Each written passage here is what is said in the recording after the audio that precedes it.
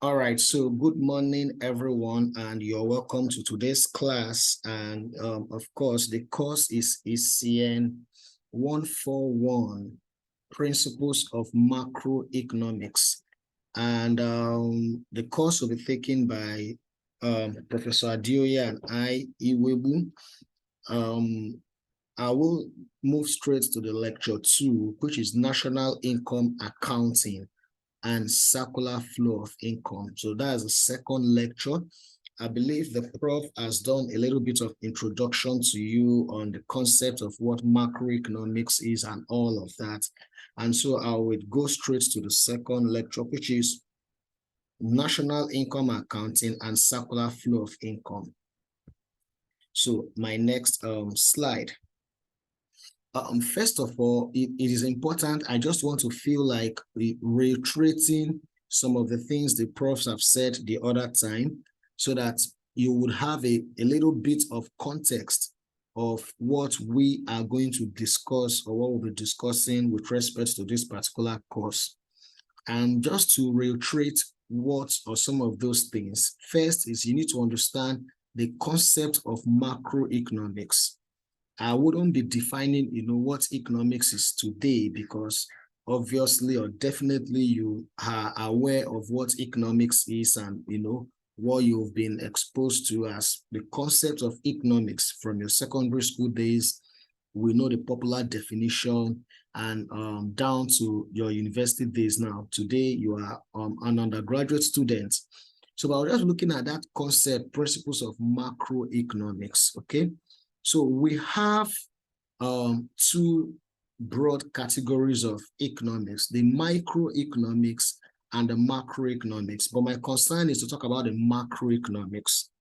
And so the macroeconomics is just that aspect of economics that tries to analyze economic phenomena, economic issues that affect all the economic agents within an economy. Those macro issues, those phenomena that cut across or affects the entire economic agents of the an economy, the ability to study that, they are all captured under macroeconomics, okay? Now, we know the agents in an economy, three of them, the consumer, the firm, and the government. Consumers, their purpose is to purchase goods for their personal satisfaction, to create utility.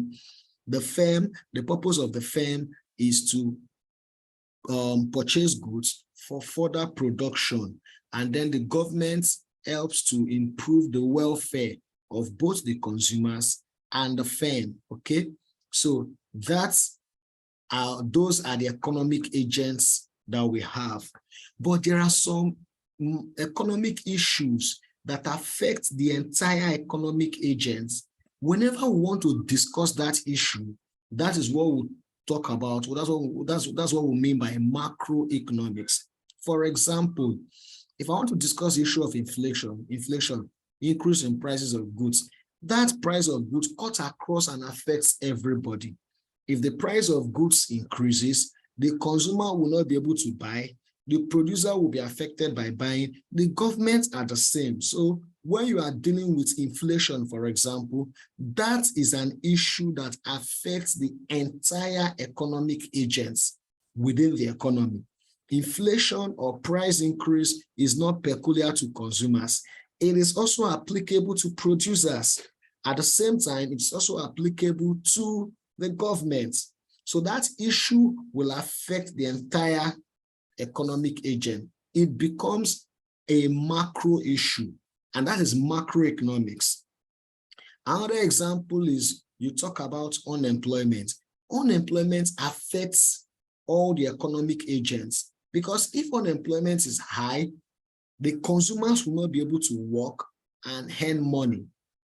And if unemployment is high, that means producers are not producing because producers need to employ more people just to be able to do what? Produce goods.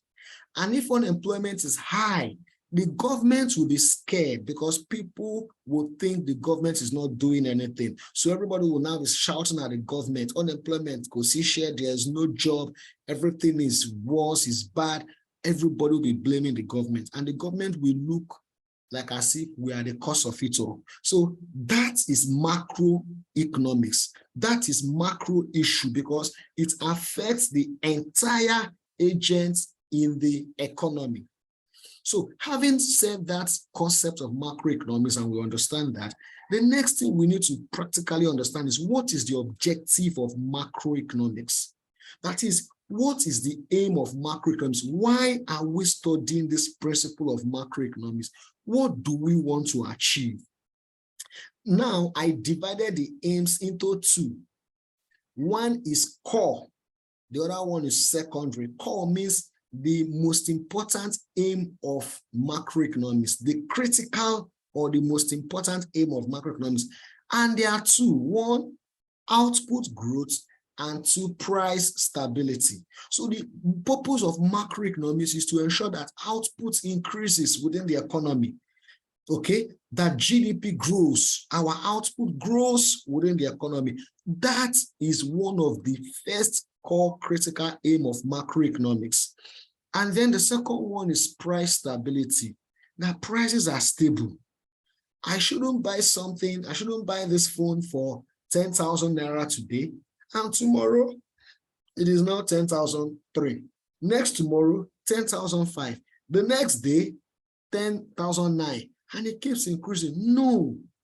If this phone is 10,000 naira, at least it should be 10,000 naira for 1 year or 2 years. And maybe it can increase to like 10,002. So that is price stability. That's one of the critical objectives of macroeconomics. Growth, to achieve output growth. Let goods be produced. Let us have many production. Let us have many output. That's number one. Number two, let price be relatively stable. That does not mean price won't increase, but the rate at which price is increasing should be relatively stable, okay? Then we now have secondary objective. That means all these other objectives are also important, all right? And they are considered. One, equitable distribution of income. Why should one person have 1 billion and me, I only have 10,000 naira? Why? Why should we have maybe everybody in Lagos, maybe only 100 people have 500 million, and the remaining 20 million people are having only 100,000? No, there should be a way where we have at least equitable distribution of what? Income, so that you can buy what you want to buy. I also can buy what I want to buy, and I wouldn't feel, I'm being deprived. I wouldn't feel, I'm very poor. I should be able to afford what you want to afford. You should be able to afford what I want to afford. That is equitable distribution of what? Of income. The next secondary objective is full employment. What do I mean by full employment? Let everybody have jobs. Let us have a scenario where people have jobs. It's a very important objective. We shouldn't just stay in a society where you see people outside, there's no job. They don't have anything to do. Some have gone to school, no job. Some didn't go to school, no kind of part-time work for them to do. So there should be full employment. The next one is favorable balance of payments. Very simple. When I mean favorable balance of payments, let us be able to produce and export more than we importing. Very important. Very important. We should be able to produce and export more, because by the time we export, we make money. But if we import, we spend money. Simple as that. If I'm a fashion designer, if I'm a fashion designer and I make dresses, our objective should be the case whereby I should be able to make dress and export and send it to US, send it to UK, have clients abroad. They will send you dollars. That is the objective. That's favorable balance of payment. Compared to I am importing, I import phone, I import table, I import toothpick, I import matches, I import this, I import that. No, that's not the objective. And then environmental sustainability. What does that mean? Very simple. Let us have an environment that is free from pollution. Let us have Lagos that you won't see a vehicle running on the road and you'll be seeing smoke everywhere. Everywhere smoke. We keep having kata, dust. No. Environmental sustainability. Our environment is protected. I remember one time Fashola was doing when Fashola was the governor, and he had that program, plant a tree in Lagos. If you remember, most of those express road, the Ikorodu Express Road, they planted trees at the middle, at the axis of the road. The purpose is to ensure environmental sustainability and then inclusive growth. So it's important. Inclusive growth talks about a case where the growth comes with employment. Our output should not be growing and people are not employed. So output should be growing and people should also be what? Actively employed. That is inclusive growth. So these are the objectives of macroeconomics. These are the things we want to achieve in the society. So when we look at macroeconomics, everything we are doing is targeted at ensuring that we achieve all of these targets. It's just a recap for you to understand what macroeconomics is and the objectives of macroeconomics. Then the next important thing now is let's now look at that concept of national income. Remember, macroeconomics deals with issues that affect the entire economic agents. So if macroeconomics deals with issues that affect the entire economic agents, it's important that we first of all look at the meaning of national income. And very simple, what's national income? National income is the total amount of goods and services that are produced in an economy over a given period of time, which is usually a year. I will write it on the board. But first, I have Chidinma. Please, you have a question. You can unmute yourself and ask the question, please. Hello, good morning, sir. Yes, good morning. Yeah. I'm asking this question based on the unemployment definition and employment definition you gave. I'm a forex trader. Yesterday, the Canada employment news came out yesterday, and the number increased, and the market went bullish. So does it mean that the Canada economy boosted? Well, does it mean that the economy boosted a bit yesterday? Because the market went bullish, the number came higher. Okay, the Canadian employment figures was released yesterday, right? Yes, and it increased. And that means more jobs are created, right? Yes. Then your forex market was bullish, right? Yes. So, you know, there are many people that are not into forex trading. So can you tell them what you mean by being bullish? Okay, what I mean by being bullish is like the market went higher. Like when it's been bearish, it means it went low. That means the figure, the chart went low. But if it's bullish, the figure went higher and higher. So just to help you, it means those prices, the exchange rates at which you change all of those currencies were a little bit high, right? So somebody can sell his currency and make more returns. Abby? Yeah. Okay, your question is, I appreciate your question. Anyways, is a bit totally out of what we are discussing, but I will provide answer to that.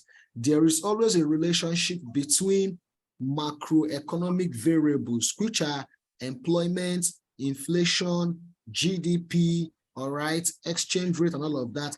There is always a relationship between that and your financial markets, where your forex trade is. Forex trade, your capital market, which is Nigerian Stock Exchange, your money market. There is always a relationship. Whenever there is more employment, that tells you that GDP is increasing. That tells you that what do you want to say? No, go on. I can hear you say. You say that means GDP is increasing. I can hear that. Yes, whenever there is more employment, that means GDP is increasing. That means economic activities are booming. That means firms are employing more people. And once that is happening, the value of the firm will keep increasing. The share price, the stock value of the firm will be increasing. Those economies will have the ability to export more. The exchange rates will be favorable. And that is why you see the value of your chart going up. Do you understand? Yes, sir. Yes, sir. Yes, sir. Yes, sir. So I would just advise you in your forex trading, try to link up how the macroeconomic fundamentals, they call it the macroeconomic fundamentals, and your stock performance or your currency performance. There is always a relationship between that. So once this is happening, that tells you have an idea this will surely happen. All right. All right. So all right.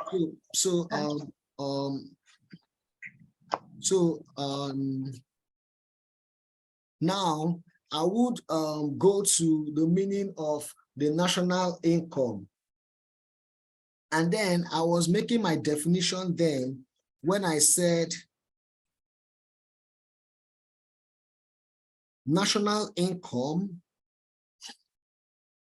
all right, talks about the monetary value.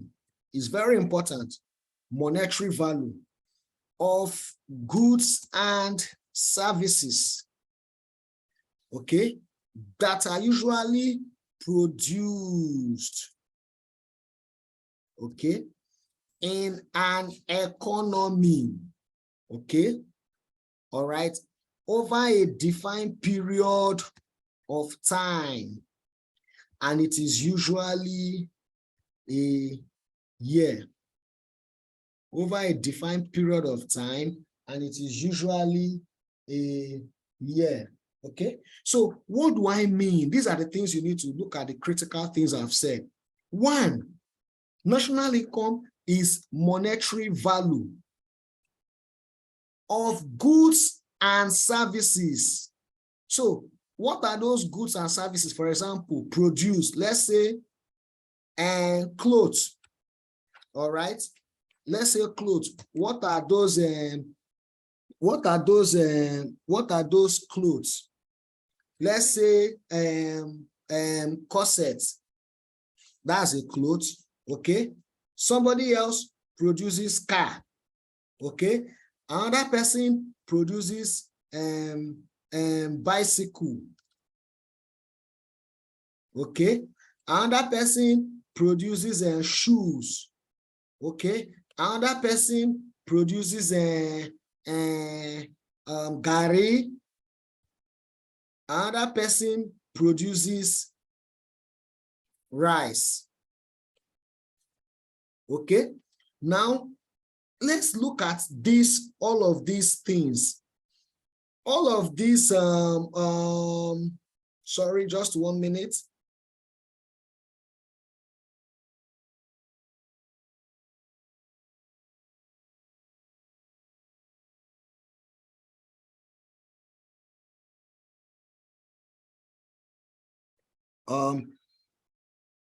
So somebody produces all of these things: rice, gari, clothes, car, bicycle, shoes. Now, assuming this is Nigeria, and then Nigeria produces all of this. Assuming now we are 112 now. 112 of us are the only people living in Nigeria. And 112 of us are producing all of this. Rice, gari, and all of this that we have. So what is national income? National income is not rice plus gari plus clothes plus car. No, but the monetary value of these goods. So assuming 10 bags of rice, okay, assuming 10 bags of rice is produced, and each bag is, say, 40,000 naira. That means for rice, total will be what? 400,000. Okay?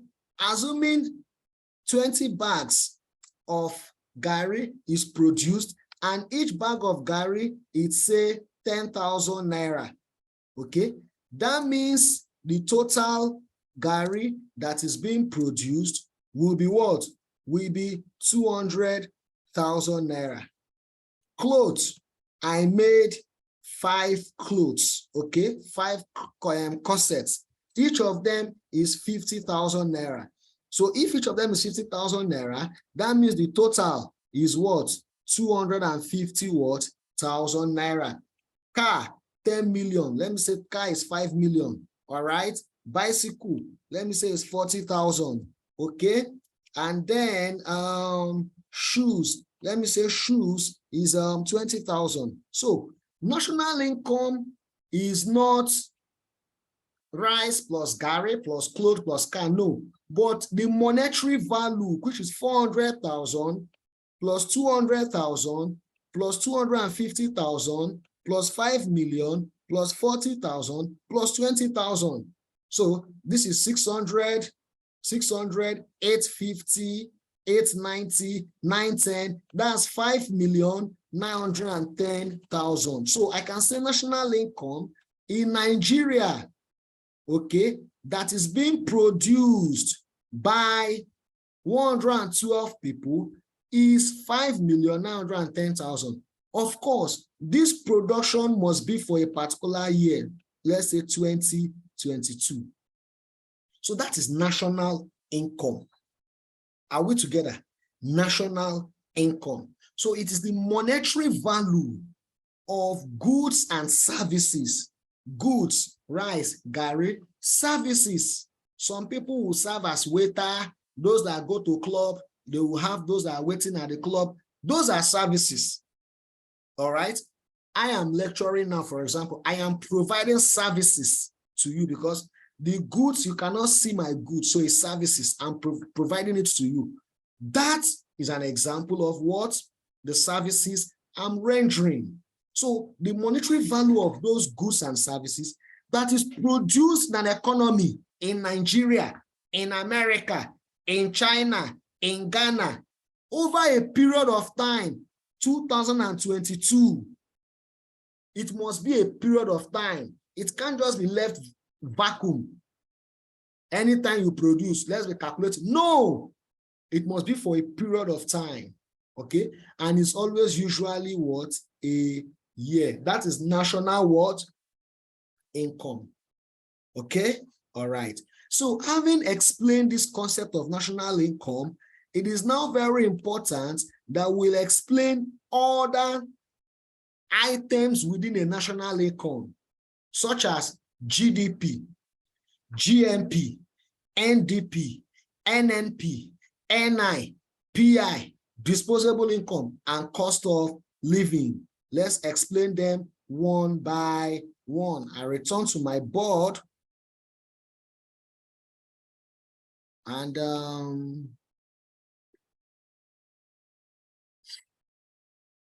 so the first one is GDP. What is GDP? GDP is the monetary value. You know, all of them are components of national income. They are all part of national income. But what's GDP? GDP is the monetary value of goods and services that is produced within an economy by citizens and non-citizens. So the key word is that it is the monetary value of goods and services produced, okay, within an economy,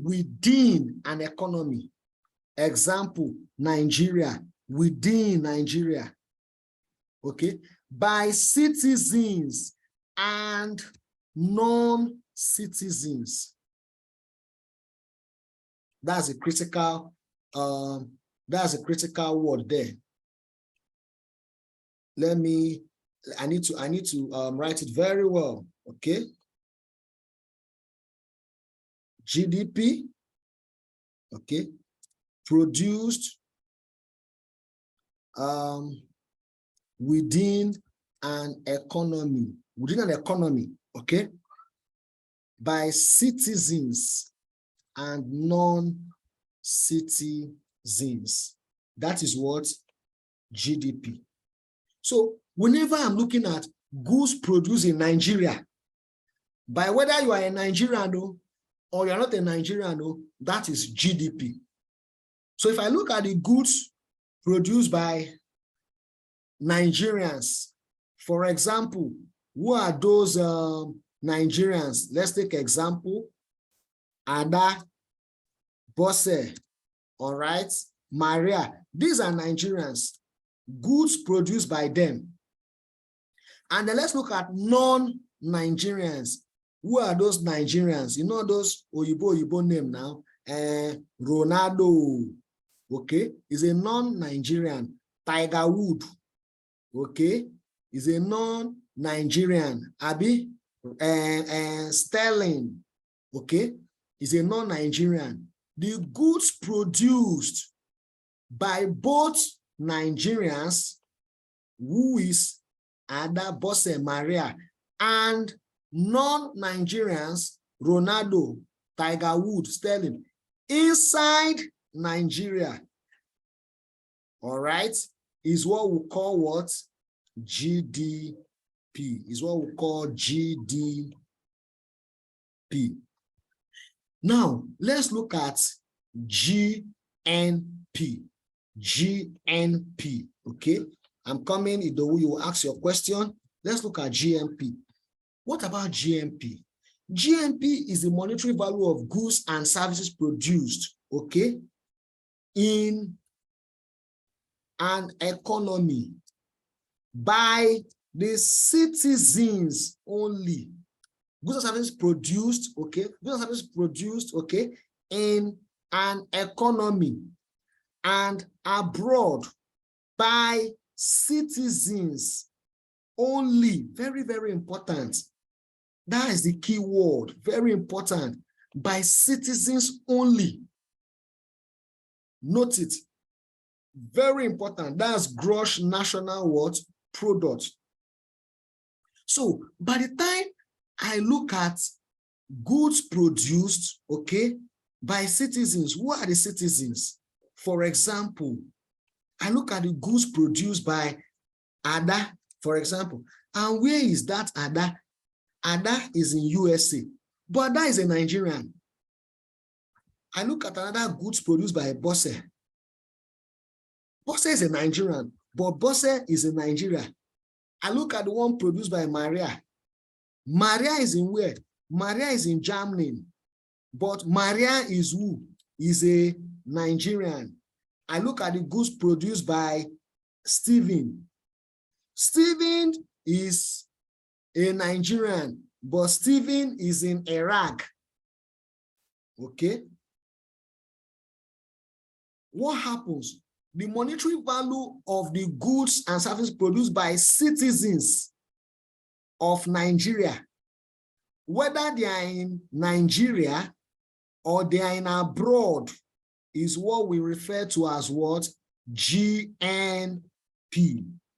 So GDP, GNP. Okay. Then the next one is GNDP. Okay. What is GDP? In your model, you will see gross domestic product. What is GNP? In your model, you will see it gross national product. Okay. Then what about NDP? NDP is what? Net domestic product. So please, GDP, take note. GDP is in your model, you will see it is gross domestic product. All right.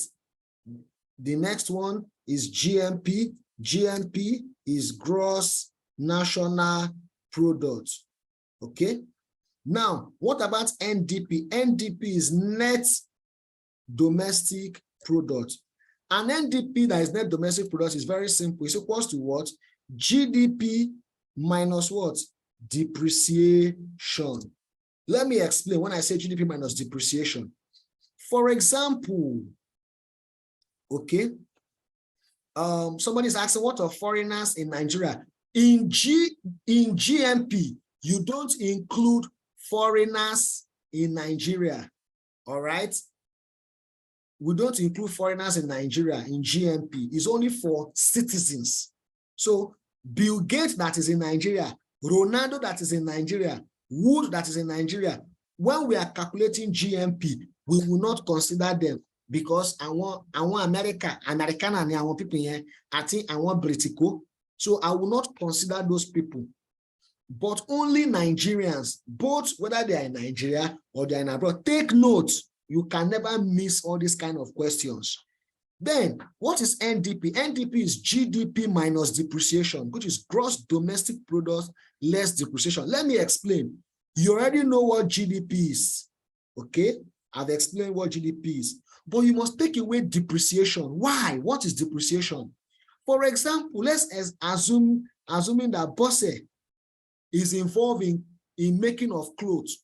She makes corset, up, top, up, down, show me back, show me down, and pencil, pengo, and bobo tibo, and she produces it. But remember that Bosse will produce those clothes with what? Machine. Bosse will buy industrial machine, weaving machine, and all of that.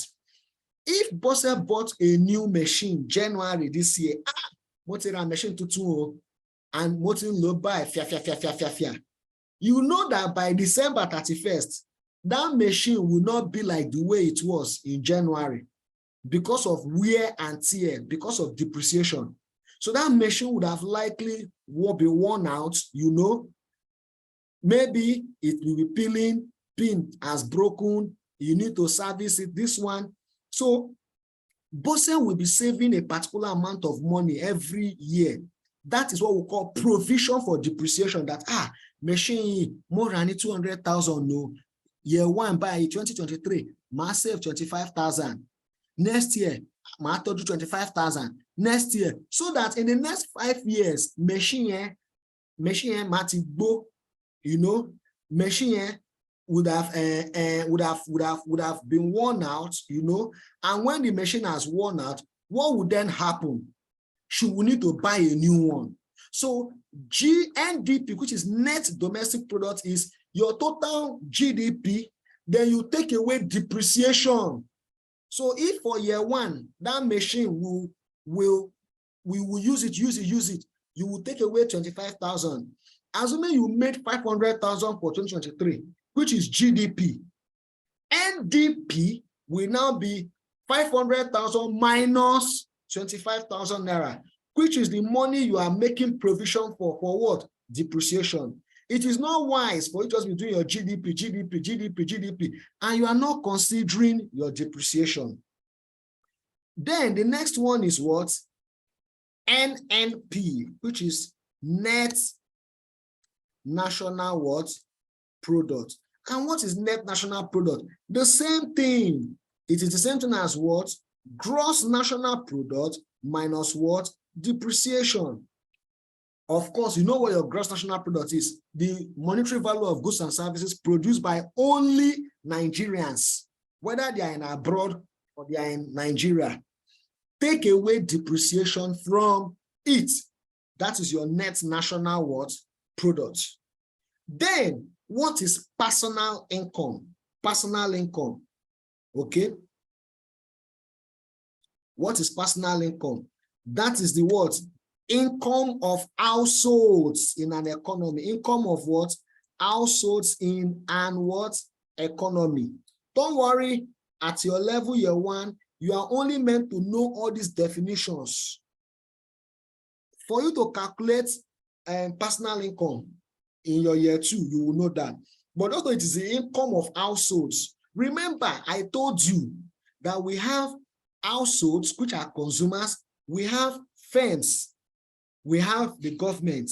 When you look at the income earned by households, that's what we call our personal what? Income. Then we have disposable what? Income. Disposable income.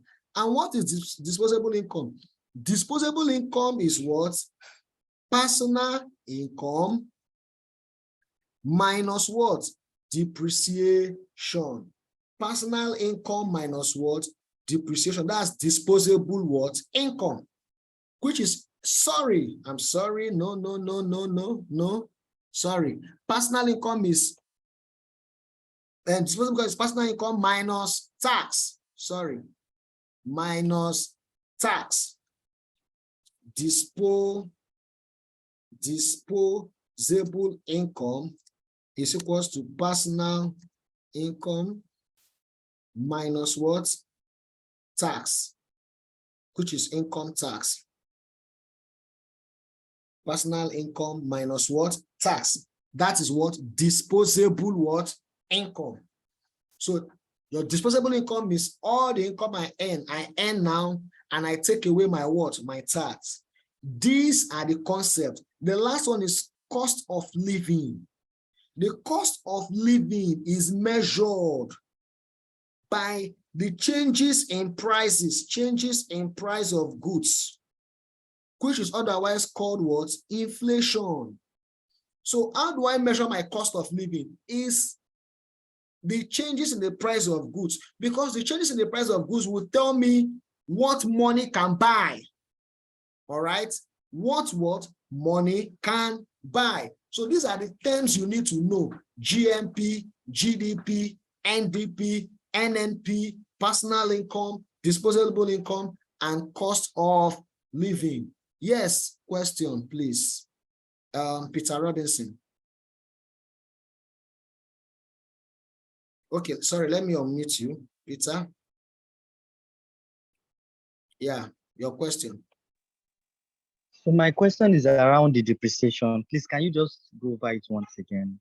Yeah, the meaning of depreciation. Depreciation is the wear and tear in the value of an asset. Wear and tear in the value of an asset. For example, I bought this phone 2020. You can see this phone, I bought it 2020. But you see that over time, though this is the screen pouch, but you can see that Otifema come by. At times, Otim malfunction. Because I am using this phone, assuming this phone is machine I use in sewing, it will always be, wearing and tearing, multi loma jabo, it will do, light will affect the machine, affect charger point, all those things. I know that this phone, I cannot use it forever. So if I plan of using this phone for 5 years to produce goods, for example, every year I will be setting aside a particular amount of money so that peradventure this phone gets spoils or I've used its life. After 5 years, I can now replace it. That money I am setting aside is the provision for depreciation. But the wear and tear, all this phone, my crack, button a little shishamo, and power T4, and glass T4, all of those things are depreciation. Have I answered the question? I need your, okay, have I answered the question? I believe so.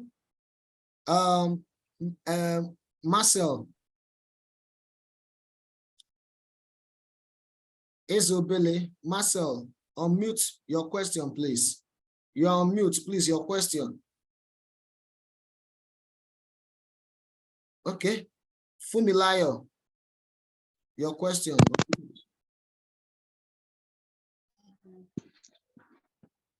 Hello, sir. Your question, please. Good morning, sir. Good morning, ma. Yes, ma. Yes, sir. I just want to ask if NDP and GNP are the same. They are not the same. NDP is net domestic product. GNP is gross national product. If you follow my definition, GNP is the goods and services produced by citizens, whether they are in Nigeria or they are in abroad. But NDP is GDP minus depreciation. Okay, so I believe when you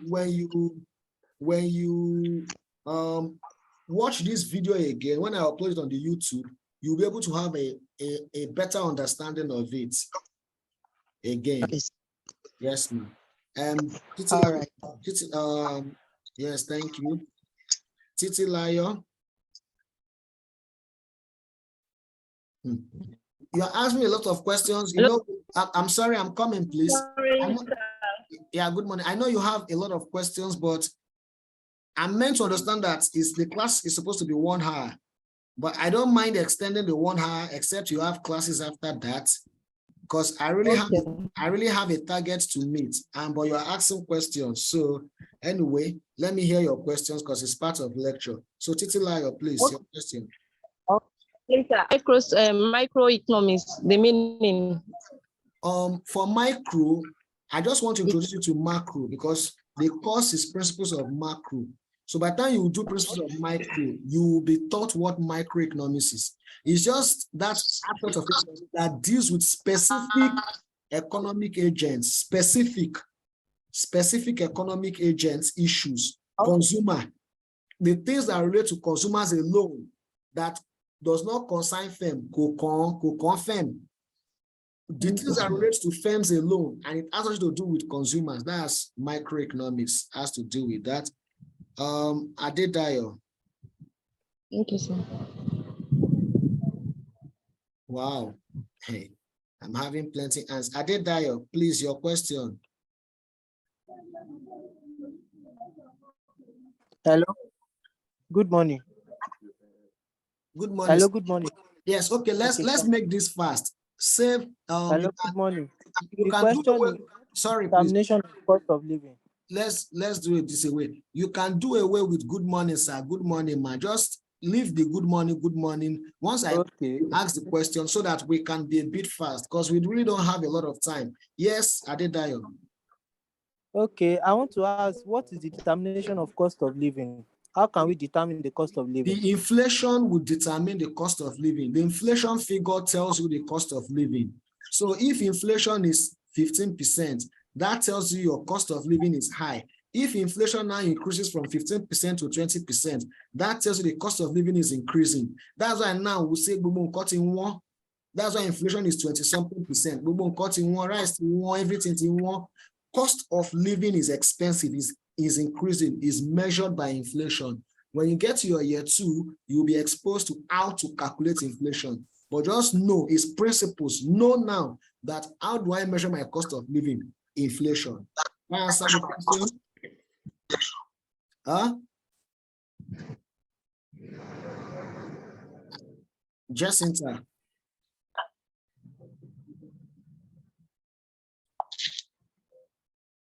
Jacinta, your question. You can unmute yourself, please. I've done that. Yeah. Okay, so you said provision for depreciation is the amount set aside on products. Yeah, like the amount set aside yearly for so products, that you can make right? So that you can be able to replace your assets in the near future. Okay. So I want to ask, so can we say depreciation now is the decrease in value of items? Can we put it like that for the definition? No, depreciation is the loss in the value of an asset, not item. It's not just any item. So it's not bread. It must be an asset. This phone is an asset. The laptop I'm using is an asset. So it's the loss in value of an asset due to wear and tear. But looking here, you are using it. It will be, they'll be fading and all of that. That's depreciation. Okay. Have I answered that question?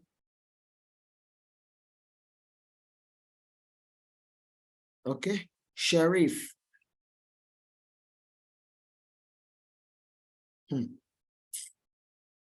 Sheriff. Unmute yourself and ask the question. Hello, sir. Sheriff, unmute and ask the question.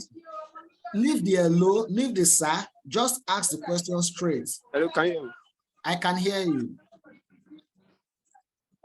Yeah. I want to ask that all the principle of macroeconomics, is it applicable to all systems of economy in a nation? Like as we have mixed economy, socialism, capitalism, and all of that stuff. So most especially socialism, you know that government is in the control of all the production.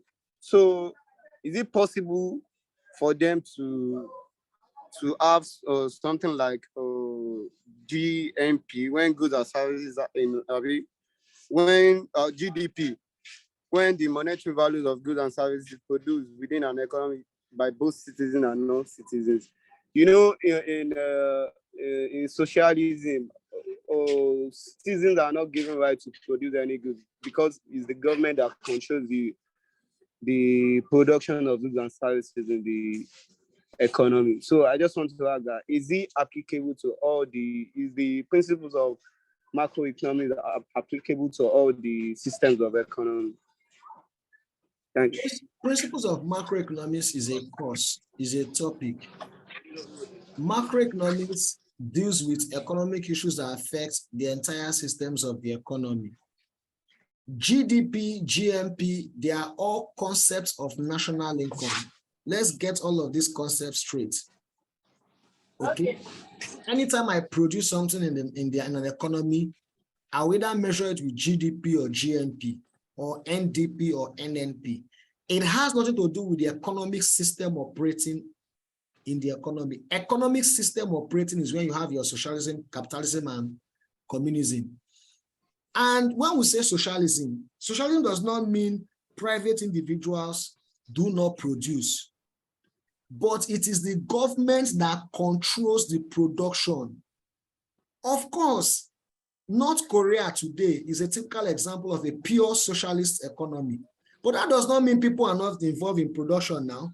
Is it North Korean president Jin Young, Pyongyang, sorry, and the North Korean president, that's that young guy.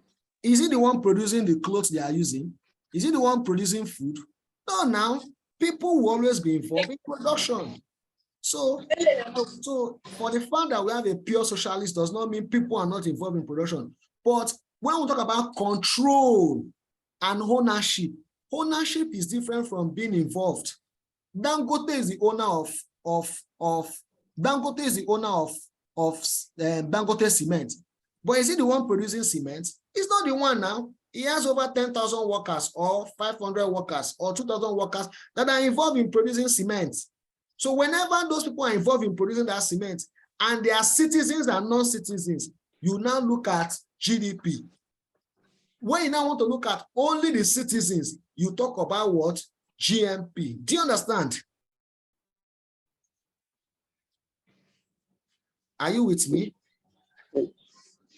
So please understand concepts. You need to understand this is different from this, different from this, different from this. I don't know. The questions are getting much. My time is going. Tony, please, your question.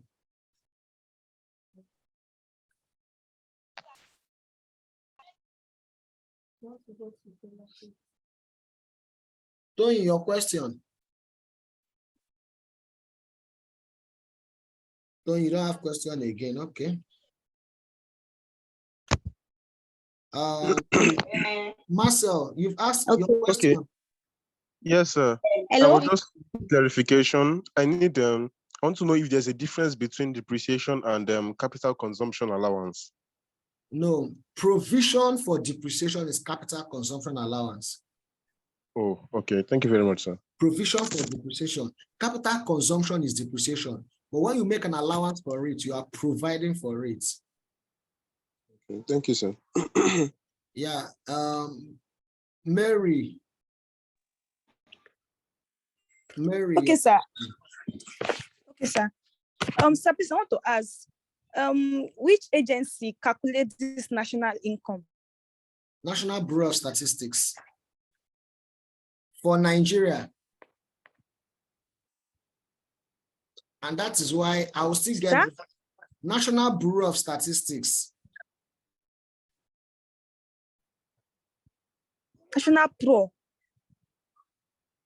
National Bureau of Statistics, NBS. Can you hear me, Mary? Can you hear me, Mary? Yes, sir. All right. Patience. Patience, unmute yourself and ask the question. So please, I want to ask, how do we calculate our personal income?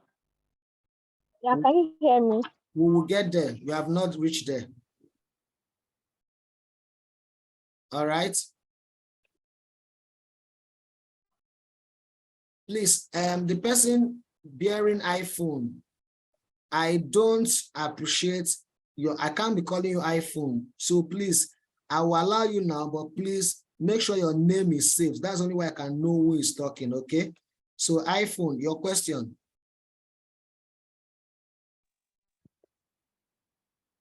Yes, sir. So in the last class, the formula for disposable income was said YD equals Y minus T. So when you said yours now, you were like personal income minus tax. So the same formula, does it tally together with what you said? YD equals to Y minus T, right? Yeah. YD is your disposable income. Y is your personal income. T is your tax. It's the same thing. Okay, thank you, sir. Ebony.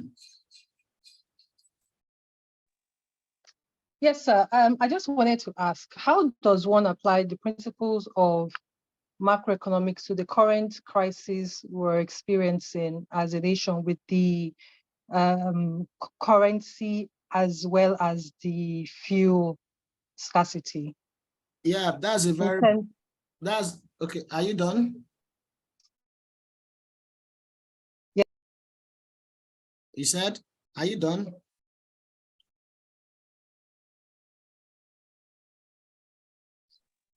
Are you true? Yes, sir. Okay. Yes, sir. That's a very great question. Principles of macroeconomics is just a drop in the ocean, maybe just 1% of your ability to analyze what is happening in today's economy.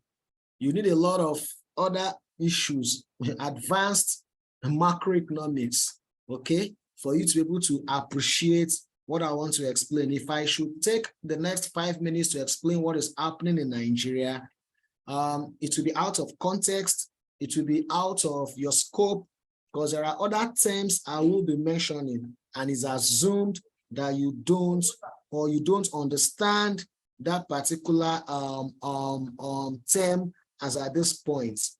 All right, so I'm sorry, I know the answer. Maybe later, class governor, please, Ebony, you can reach out to the class governor to give you my number on WhatsApp and call me. I will explain. All right, but if I'm to explain now, it's a bit out of context, and there are so many terms I'll be using that you might not be able to understand. So it goes beyond GDP, GNP, and all of that, right? Yeah. Blessing, your question, please. The question was, I think we should just suspend the questions and you go on with your lecture. Then after the lecture, anyone that has a question can just ask. So save time, please. Yeah, thank you. I'll do that. But the last person, I wanted that last person to ask your question. That was Chidi or something. Chidi, would you still want to ask your question since I've allowed every other person? I think it's Chidi. There's one person that was remaining to ask question. Chidi, or you are fine? Yes, Chidi, please. Yeah, unmute yourself and ask. Okay, sir, why I lowered my hand was because the previous person that just said it was exactly what I wanted to say that she All said. right. I wanted Thank you. Okay, thank you. I understand. All right, so that's that about the concept. Okay, so the next thing,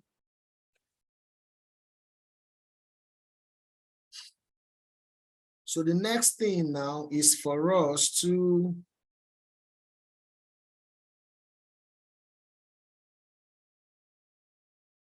look at other aspects. Now, let's look at the circular flow of income. Circular flow of what? Income. So you remember that I said there are three major agents in the economy: the households, the governments, and the firm, okay? Households, also known as consumers, okay? The government and the firm. Now, there is an interaction between the three. Just look at these three that I'm explaining first, these three people. There is an interaction always amongst these three people. And that interaction that shows how goods and services flows from one source known as the originator to another source known as the recipient, as well as how payments are made from another source known as the payee to another source known as the recipient, is the circular flow of income. So the circular flow of income shows that trajectory, okay, at which goods and services and resources are moved from one particular economic agent to the other. And then what does the person get in return? That's a circular flow of income. Now, the circular flow of income shows one thing. And what that thing shows is that resources cannot be destroyed. However, resources changes from one form to the other. For those of you that did sciences at your secondary school, you will remember that particular theory, okay? The first theory, I can't remember vividly, but that says energy can neither be created nor destroyed, but it can be transformed from one form to the other. That's the same thing with life. That's the same thing with our resources. Our resources, all right, will always be transferred from one source to the other, and in exchange for goods or services or payments or income. That's circular flow of income. So let's look at the household and the government, okay? What relationship exists between the household and the government? The household are to pay taxes to the government. So that's why you see that arrow moving from household to government. Household will earn income, but the household must pay tax. I pay tax, so I pay tax to the government. Then what should the government give me in return? In some textbook, you will see it. Government gives social transfer. Some textbooks, you will see provision of infrastructure. So I pay tax to the government. It is the responsibility of the government to provide infrastructure for me, to build the roads for me, to provide electricity for me. That is what part of transfers. So social transfers are subsidies, you know, this fuel price subsidy and the fuel subsidy that government is giving us. Empower during those times, okay, Shopee program during those times. Those were transfers. So I pay tax to the government. Government provides that. Social transfer also, part of it is education. Apologies that you people are DLI, distant learning students. So you pay school fees. But the regular students, you know, our other full-time will teach maybe in economics, they pay just a mega small money, 15,000. The government subsidizes the other ones for them. So government provides social transfer as well as infrastructure to we the households. Let's now look at the relationship between government and firms. Firms will also pay tax to government. So you see, government receives tax from consumers as well as from what? Firms. So firms will pay taxes to the government. Then what will the government do to firms? Government will purchase goods from firms. Yes, government purchases goods from firms. All the firms producing Dangote, what have you, government purchases goods from them. Let's now look at the relationship between household and firms. Household will do one thing. Household will supply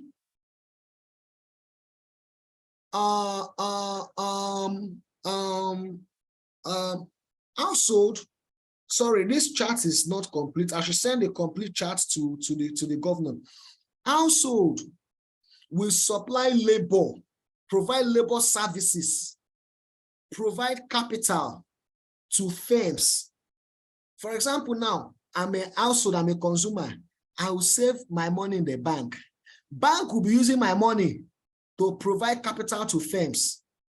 For example, now the firm now is University of Lagos. I am a consumer and an household. I will provide my services to firms in form of labor. I'm providing labor services now to firms.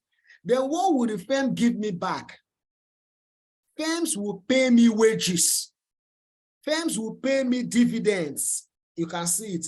Firms will pay me interest on the capital I've given them. So you see that I supply labor services to firms. Firms will pay me what? Wages.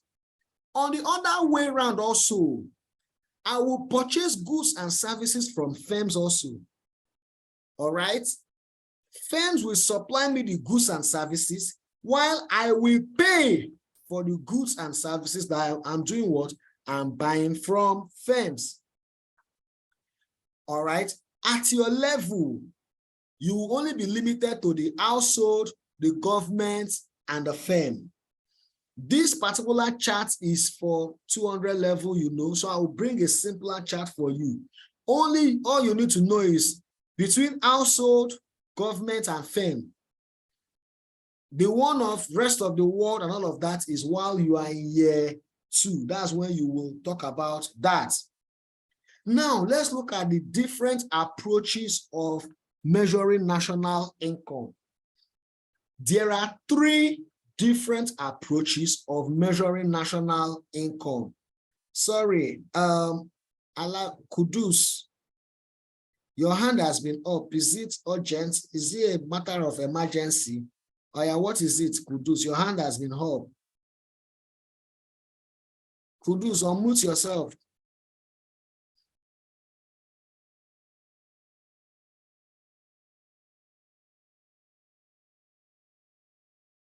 All right, so there are 3 approaches to measuring national income. The first one is income approach. The second one is expenditure approach. The third is value-added approach. Those are the 3 approaches of measuring national income. What is the income approach? The income approach simply states that for me to measure national income, aggregate all the incomes that are earned by all the agents of the economy. When I aggregate all the incomes earned, total it, that will give me my national income. What do I mean by that? For example, consumer earns income. What are the incomes a consumer earns? Wages. What else? Interest on his capital. So transfer payments, which government gives consumers in form of subsidy. Those are the 3 major sources of income for consumers or households. Keep it. Look at the government. Government has a major source of income, and that is what? Tax. I know in Nigeria, one other major source of income for government is crude oil revenue and all of that. But you don't, we don't consider that at this elementary level, because in the general and global scale of other economies, the major source of income is tax. We acknowledge there are other sources of income, such as borrowing, crude oil sales, sales of the nation's assets, but the major source is tax. What about firms? Firms earn profits on distributed profits, appreciations. All of those things are part of what? Incomes earned by who? By firms. So the income approach says when you aggregate everything, that will give you national what? Income. The second approach is the expenditure approach. The expenditure approach simply says, don't look at all the incomes earned by economic agents, but calculate all the expenditures earned by economic agents. That will equate to national income. So, what is the expenditure of an household or a consumer? The expenditure is called consumption.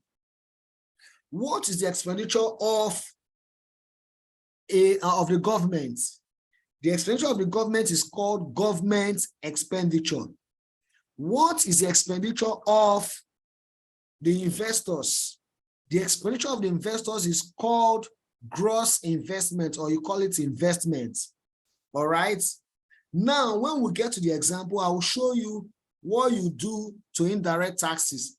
Why do we deduct indirect taxes? Why don't we add it? All right. And then capital consumption allowance or capital consumption depreciation. Why do we also add it?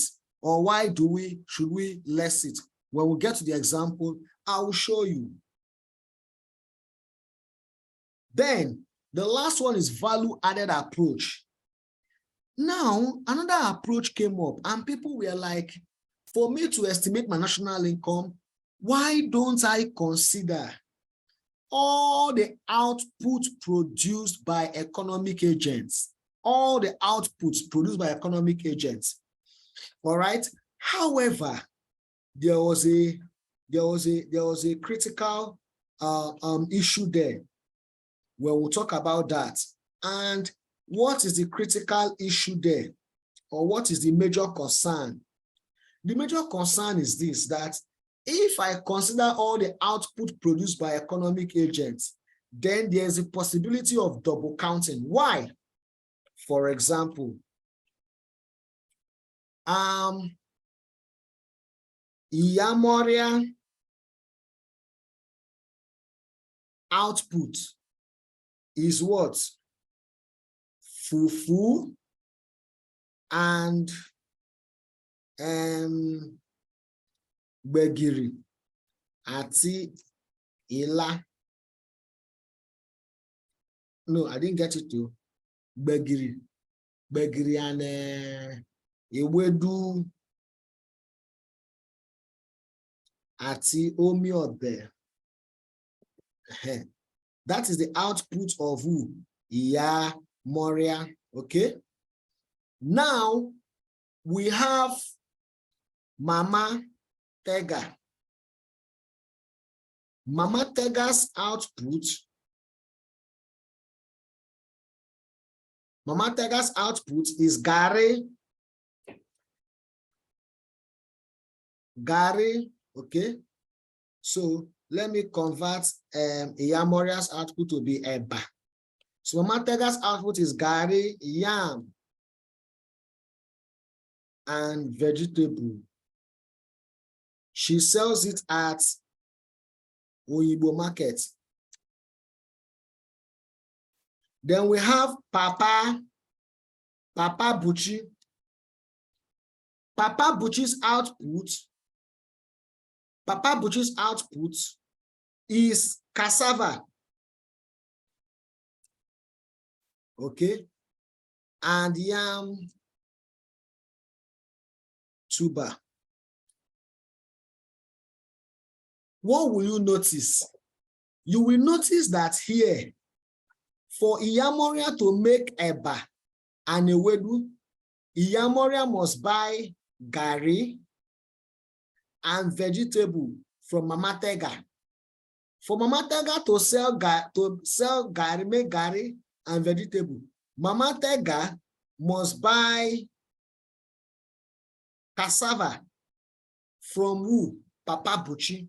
So if Papa Buchi is the farmer and Papa Buchi plants cassava and harvests 2 baskets of cassava and sell it for 10,000 naira to Mama Tega, sell it for 10,000 naira to Mama Tega. Mama Tega will carry that cassava, grind it, dry it, ferment it, and convert it to what? To 5 basin of what? Of gari. And Mama Tega will go to where? Will go to Oyibo and sell that 5 basin of gari for 30,000. To who? To Iyamoria. Then Iyamoria will carry this 5 bag of gari and make it to 100 plate of eba with gbegiri ati ewedu and sell it to the 100 DLI students that are in this class that are offering CL 111. Okay, and maybe we'll sell each plate 1,000 naira times 100. That is what? 100,000. If you use the traditional method of calculating of national income and say, what is the output of Papa Buchi? The output of Papa Buchi is what? 10,000 naira. Okay, that's output of Papa Buchi. What is the output of Mama Tega? Mama Tega produced the gari and sold it to Iyamoria. The output of Mama Tega is 30,000. Then what is the output of Iyamoria? The output of Iyamoria is what? 100,000 naira, because that is the 100 plate of food made. So if you want to use the output approach to measure national income, that means Mama Tega output is 10,000. Iyamoria output is 30,000. Then, sorry, no. Papa Buchi, sorry. Papa Buchi output is 10,000. Mama Tega's output is 30,000, which is the gari is sold. Then Iyamoria's output is 100,000. You will notice that this gari has been factored into this Mama Tega's, this cassava value has been factored into Mama Tega's gari, and this gari has been factored into Iyamoria's what? Eba. So in order for you to calculate national income under value-added approach, we simply ask, what is the value addition at every production stage? The value addition at every production stage is what you then consider as your national income. So as the first stage, what's the value addition? 10,000 naira, of course. At the second stage, what's the value addition? Remember, Mama Tega bought this cassava from Papa Buchi for 10,000 naira, sold it for 30,000. So the value addition there is what? 20,000. Remember, Mama Tega sold that gari to Iyamoria at 30,000, and Iyamoria converted that gari to 100 plates of eba and sold it for 100,000 naira. The value addition there is what? 70,000. So national income will now be 10,000 plus 20,000 plus 70,000. That is what? 100,000. That is the value added approach. So in that value added approach, you do it this way, or you look for the final goods produced, final, and carry the monetary value of that final goods and do not consider intermediate goods. So you see, cassava is intermediate goods, which is used to make gari. Gari is intermediate goods, which is used to make 100 plates of eba. The 100 plates of eba was consumed finally by 100 DLI students. So the final goods is 100,000. Either you use this way of saying 100,000 naira for the final goods, or you calculate the value addition at each stage, you will still arrive at what? 100,000. And that tells you that that 100,000 is what? Is the final goods and services. Let me now make a note of warning. Income approach is not easily used. Why? Under income approach, many people are not willing to release their income. Many are not willing to release their income because they feel, why will I disclose my income? So that's why when you ask how much am I earning, I will be reluctant of telling you. But you know that I will spend that money now because I'm not going to chop the money. Nowhere. So that is why expenditure approach is the best approach used in measuring national income. Expenditure approach. That is the best approach used in measuring national income. Value-added approach is not easy. Why? It's difficult for you to look for the final goods. There are some products that they are intermediate goods to like 500 industries. How do you start identifying them? You go to this industry, steel is used. You go here, steel is used. Steel is used. You go here, steel is used. So there are some goods that it is difficult to actually check out for them at those words, at those particular words, industries. So under that case, it becomes difficult. That is why national value expenditure approach is always used. So let's now take an example and we can then call it a day.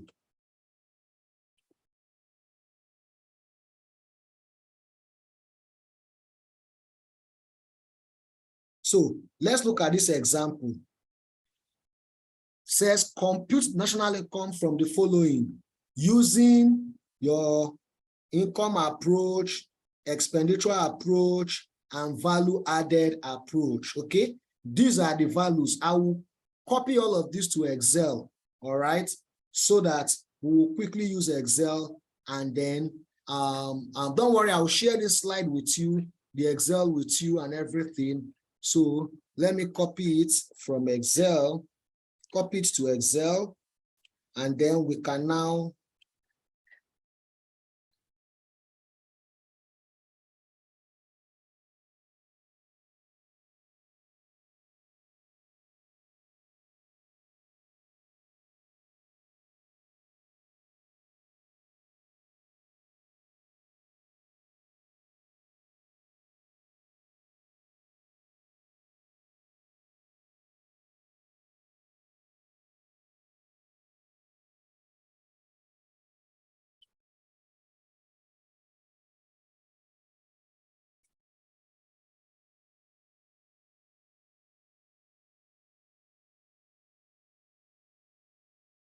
so I believe you can see my Excel. All right, so now let us now calculate national income. Okay. The first one is we'll use income approach. Under income approach, let us now look at all the various incomes that are earned by the economic agents. Okay. What are those income? One, look at it, gross profits and interest earned. All right, gross profit and interest earned. I will put it here. That's income approach, income approach. All right. What is the next income that is being earned? So gross profit and income earned. Let me delete it. I've taken it. The next is wages and salaries. Okay, it's an income. I will take it and then I will delete. The next one is what? Is unclassified income, right? It is an income earned. I will copy it and then I will place it. Do we have another income that is earned? Yes, rents and other property income. That's another income that is earned.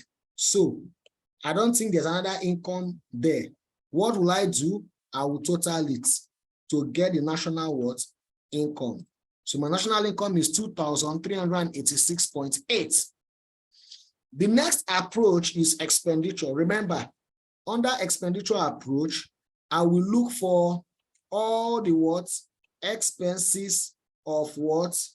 Various economic what? Agents. The first expenditure there is what? Expenditure on capital what? Goods. I will pick it up. I've taken it. The next expenditure there is what? Government expenditure of consumption. Okay, I will take that